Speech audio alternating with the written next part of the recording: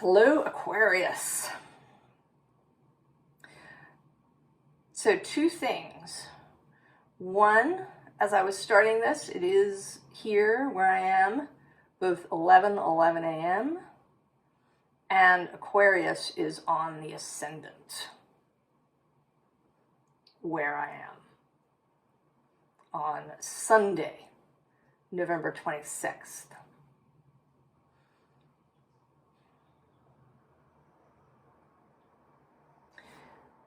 We begin with a very Aquarian card, this Tree of Souls. Collective wisdom, kinship group, library.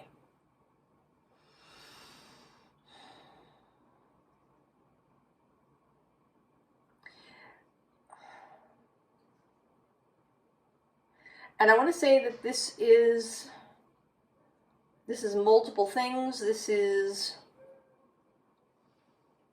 an idea. It's also something you're being drawn to. It may be an actual place. I mean, what's interesting is this idea of collective wisdom and kinship group.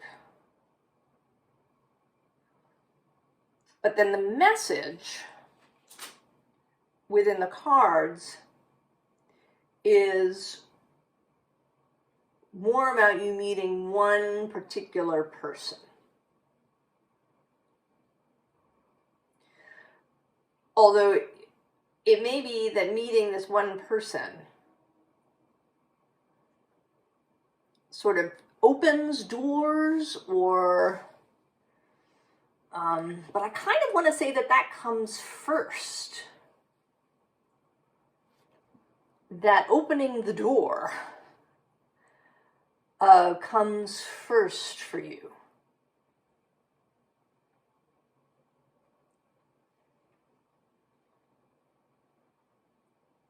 But this person,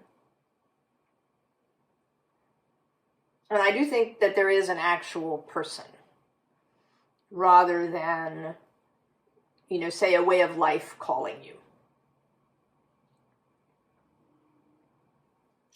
I believe that this is an actual person who has been calling you. But I'm getting a little ahead of myself. The reading, there is movement everywhere through this reading, and we start with this card. And this was not the card that was face up when I chose the deck, but one of the cards that looks like this. There's three, I think, that have a house out on the waves. This is home away 1, there's a home away 2 and 3. Was on the surface. So there's movement, but there's also, this home away, that you are being called actually home, and that you take home with you. Now underneath is this 2 of Pentacles, which in this deck is very, there's movement happening. Being, flown, carried away by this seagull. And then below that is more motion in this hideout card going towards.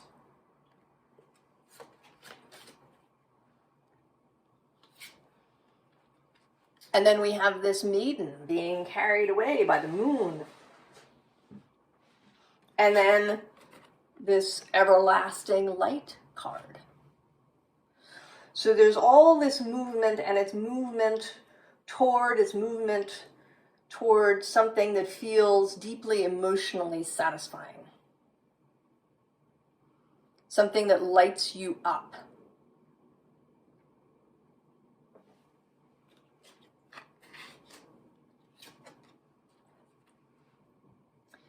And then we get the Hierophant. And this is the first appearance of this person. Whoever they are powerful, they are mature emotionally, regardless of their chronological age. They are intelligent, wise, experienced. They know what they want. They're also magical. This is my Nanny McPhee card.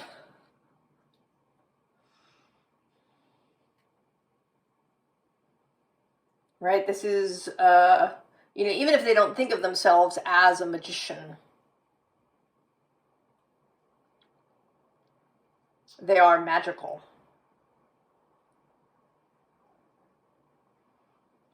And they are calling you. Now, they may or may not know that it is you. You know what I mean? They may not know, your name or where you live or, any of that stuff.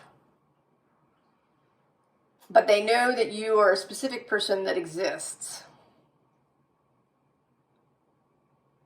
And they are calling you to them.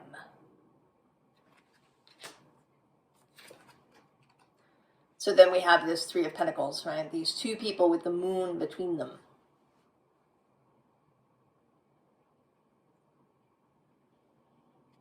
This is what you are being called to. Now, it's possible that this may not be a romantic relationship. This could be a very deep friendship that you are being called into. But there is a very good chance that it's also a romantic relationship.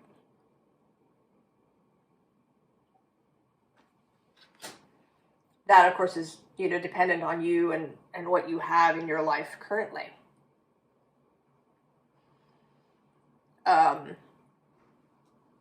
If you have a romantic relationship that's very satisfying and you love it and it's fabulous, then this may be, a friend, someone perhaps who is also interested in similar spiritual concepts and things as you. And that you will have an intimate emotional relationship with this person through this spiritual space. But if you are single, or maybe your relationship is kind of maybe you've been sticking with it because you were just there. But I think we'll get to that a little bit later, so I'm going to pause about that. So then we have the King of Staves. This is their second appearance.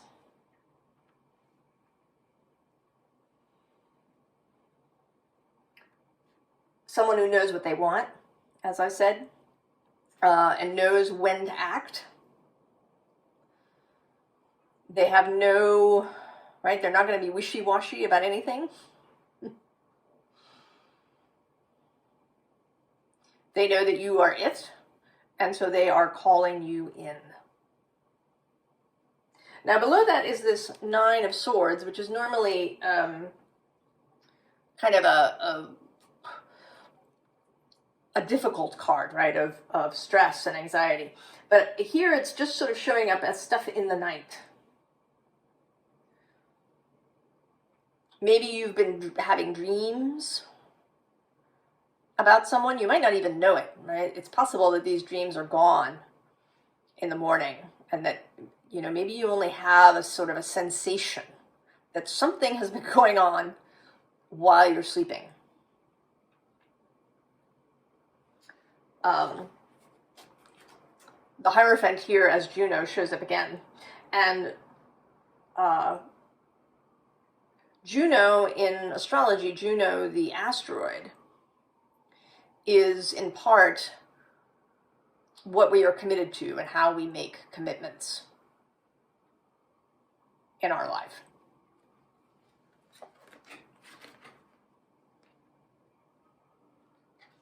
So then we have more messaging. We have this Eight of Wands. Right? This person is sending to you. Sending energy, sending wishes, sending thoughts. Sending inspirations in your direction. They are also, with this Eight of Pentacles, sending sort of more tangible messages, right? They're creating, drawing these pentacles that are meant to attract you.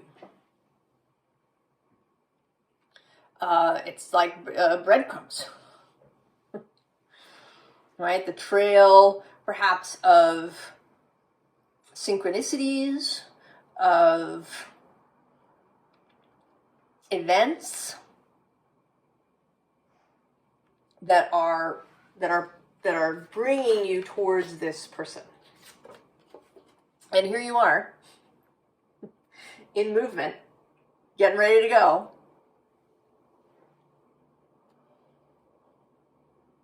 And up until this point, you may have had no idea that this is what was happening to you. It may be that you've had, ideas about doing something or going somewhere, or, engaging in some activity that seemed to come out of nowhere.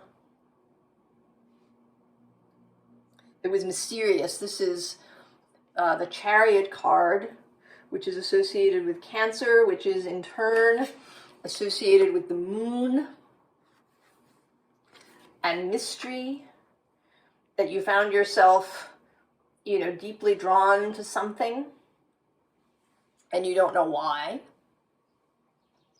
perhaps.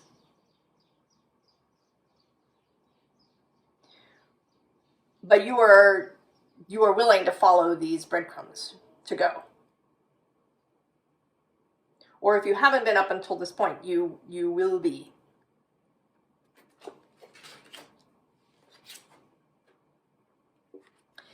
And then we have this sort of interesting sacrifice card. This is the Hanged Man in this deck. But so Kuan Yin is a goddess, but she, rather than moving on to heaven, she stays here on earth. She makes the sacrifice in order to help human beings so that everybody can reach heaven, right? It's a bodhisattva vow.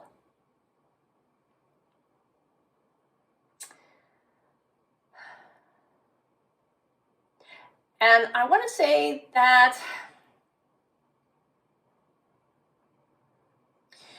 up until this point, maybe there is this thread running through the readings now of both commitments made kind of unknowingly or made in childhood that are no longer appropriate. There is a thread of an unseen weight, perhaps, that has been carried around. And also an idea that the thing that you really want, the thing that your heart and soul are reaching for, is something that you didn't expect. That it's unusual, or that you wouldn't have, if somebody set you down and said, what do you think it is that's going to make you happy? You would not have picked this thing. Or in this case, this person. So there is the possibility that you are with someone who is no longer appropriate. That you are no longer appropriate for each other, in fact.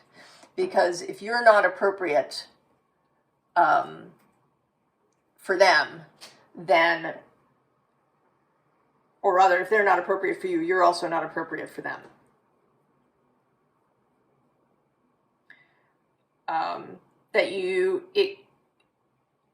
Or, maybe it's a place, possibly, that you don't want to leave, or,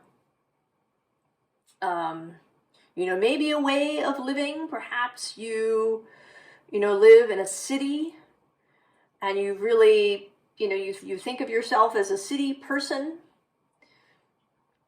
and this moon is drawing you towards some rural place, and you can't imagine, right, living in a place like that.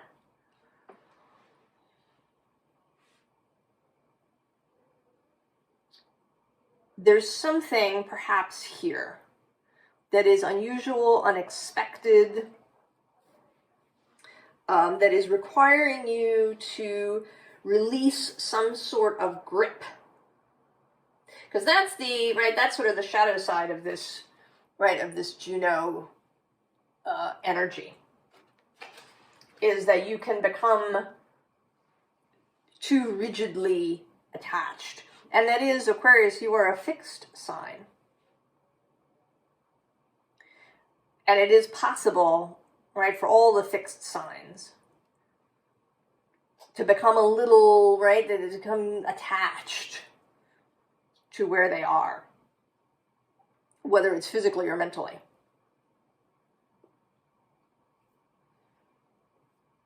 And that this movement is going to require you actually sacrificing some vision of yourself, some idea of how your life should be, or who you are, or, that you're not a quitter. Whatever it is, that may be the first thing that has to happen before you can really start this movement, possibly. I mean, that may not apply to all of you. Some of you may be ready to go, leaping into the saddle.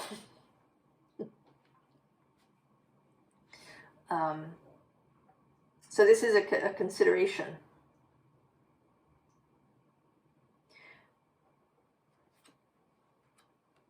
Then we have this Mercante, the merchant image, which is your person, right? They're looking out for you. They know they've sent the signals. Below them is this sleeping bambino. Perhaps they really have been sending to you in the night through dreams. They know they've sent the signal. Now you are here. Here, this Donna Maritata, the sort of the married woman, the person who has these commitments that they've made. Now, this is not to suggest that you're going to, leave your actual children behind. Of course. But if we say that these children may represent a place where you live, or a job, or a way of being, that there is a reconsideration taking place. I mean, if we want to take the child metaphor, we can say that, children can travel. So it may be that things don't, that you don't have to abandon something wholesale, but that it will need to change with you. That these children who've grown up only in the city will be taken with you into the country. And will, learn to run around in bare feet on the grass and, learn bird song and swim in a pond. Am I taking this metaphor too far? Maybe. But you are here, as this person who has these commitments. And you may be thinking that there's no way to transplant them. That, right, that this has been a little bit of a sticking point for you. But this person knows, right? They have their own certainty. Their own certainty that you are going to get on your horse and go. Then maybe it's taking you a little time. And maybe they've even been trying to help you. Maybe that's part of what the nighttime visitations and conversations are about. You know, that your two souls are meeting in the night and kind of having a conversation about any stuckness that you have and how they can help you, how they can help your human self release your grip and get on the horse. Right? Speranza is hope. And I want to say that it's actually faith, right? This is your person's faith. And with this anchor, right, they can be your anchor. If you are fearful of leaving where you are because you feel really settled and that getting up and going somewhere will be disruptive and frightening, they are an anchor for you. And right, you kind of just have to follow the anchor line. The energetic anchor line to where they are. And then there's the reunion.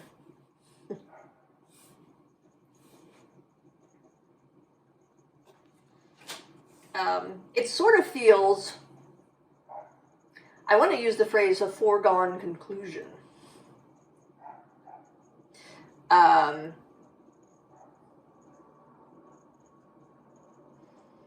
it, you know, maybe it is a fated event. Maybe this is something that your two souls agreed upon before you each incarnated. You know, we're going to meet up. We're going to each have, and I kind of want to say that this might be later in life, right? That this is not, that you're probably not, 22 and watching this video and feeling this resonate. That there is a sense here of both of you having had a certain amount of experience in your life before you come together.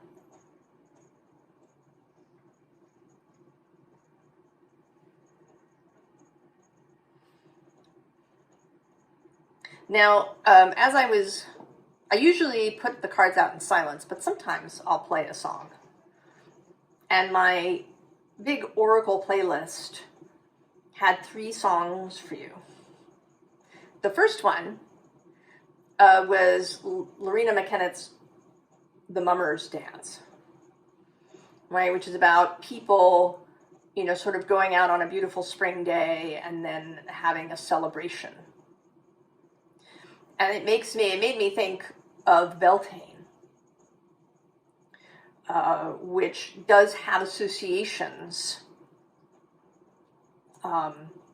with marriage and with people coming together. The May, things coming into flower,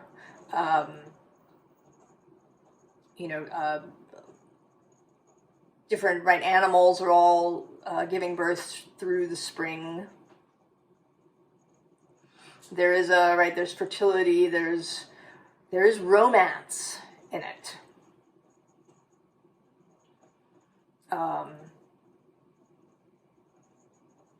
Maypole dances and,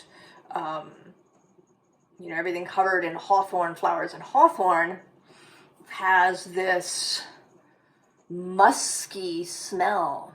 I mean, you kind of I love the smell of hawthorn flowers, but not everybody does.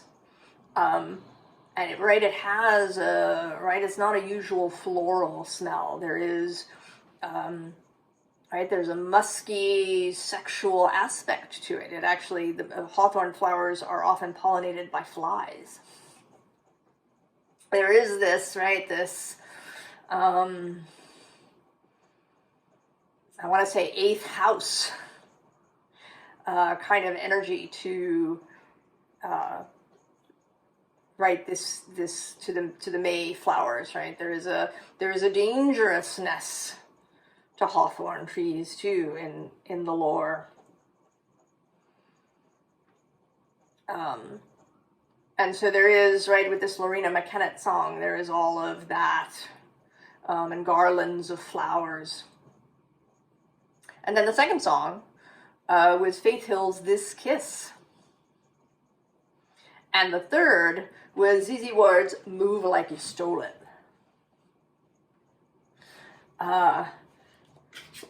Move Like You Stole It.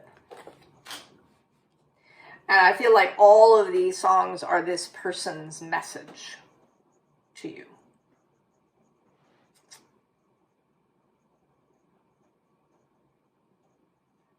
And it may be, if this is not romantic, I will insert this, that something about this person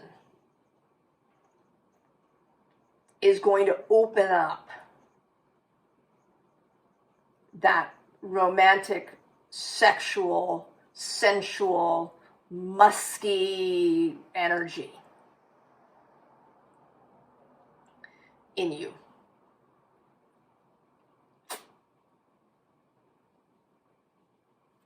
And that is sort of confirmed here by this truffle pig card, because truffles are another scent that you either love or hate. And it too is earthy and musky and sensual. Nothing smells like a fresh truffle. And the truffle pig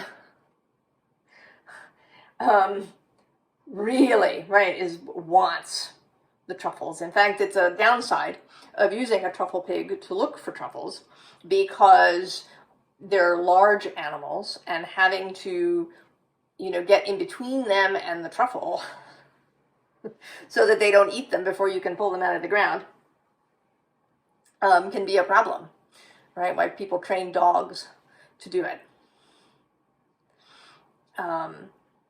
There's this, the truffle pig is just single-mindedly, once they smell the truffle, there is no turning away. And actually below we have this tree card, which says stable, slow, and partnership. And I want to say that maybe this is some of the thing. Maybe it feels a little out of control. Maybe, Aquarius, you've spent most of your life with a lot of control, and this is feeling a little scary. That you feel like you're a little out of control. And that's something to come to terms with. Do you always have to be in control? And then we have this Elder card, which has a little phallic element there, if you see it. And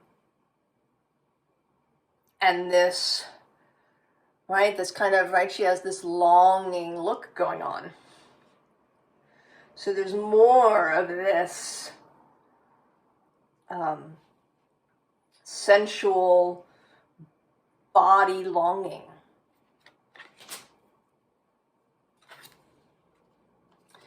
And then the snow fungus with this aurora borealis going on in the background. Clarity, regeneration, flexibility.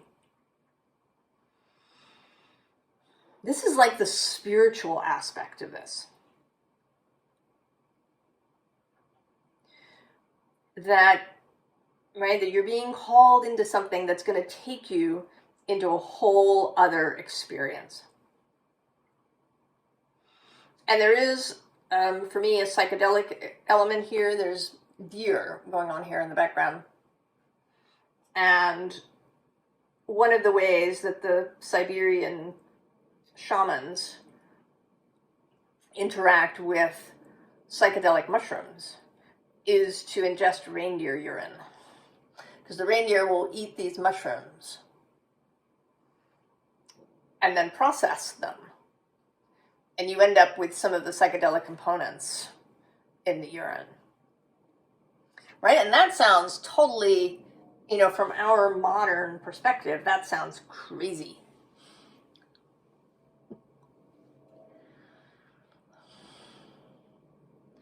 Right? There's something here, again, that is unusual. That is not the way you thought your life was going to go. It doesn't fit the narrative that you had. It doesn't fit whatever commitment you had. You are being called into something else.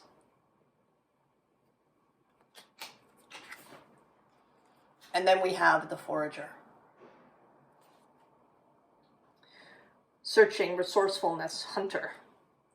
And there is, right, this person does not have a head as such. They have this bright, sun-like thing here where their head should be. So, right, setting intellect and logic and reason aside, allowing this burning light that calls you to take over.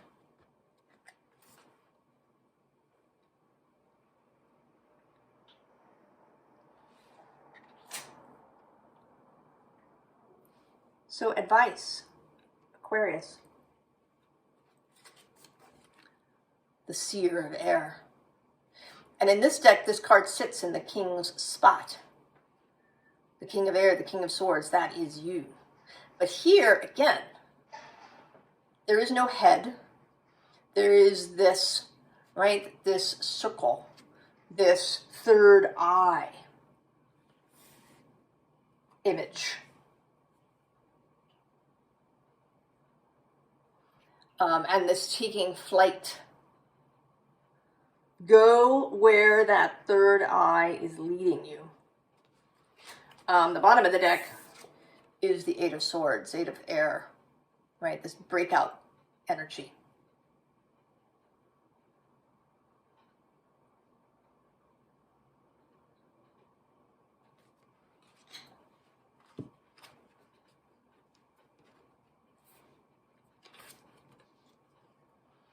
And here's, right, the Four of Cups.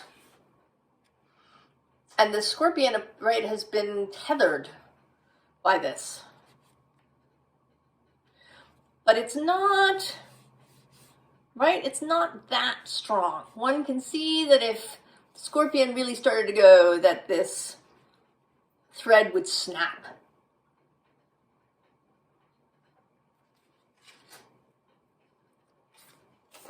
Right, just get going, and the thread will snap.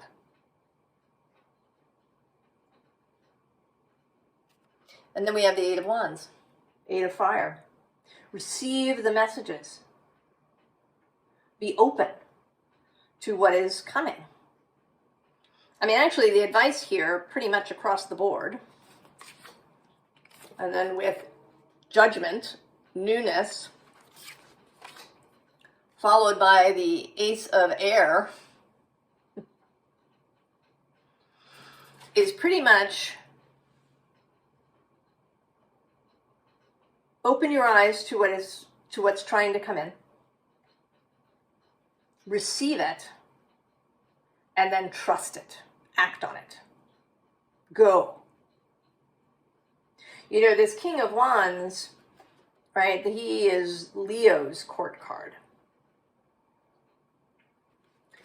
So that may be, an aspect of this person, perhaps. I mean, they may be a Leo, or they may have just a strong Leo energy, Leo rising, Leo moon, Leo Venus, some leonine aspect. Right? That it's this Leo energy that feels opposite to you. But of course, there's things in common too, as all the opposing signs have.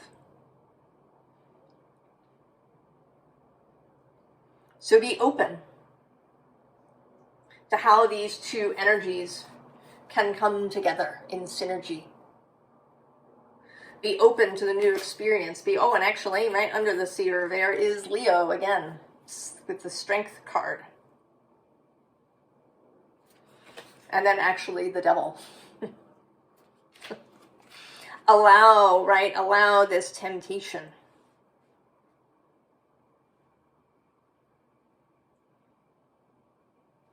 Aquarius. And then go, move like you stole it.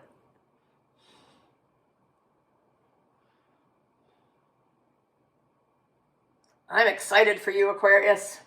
I think this is going to be so expansive for you.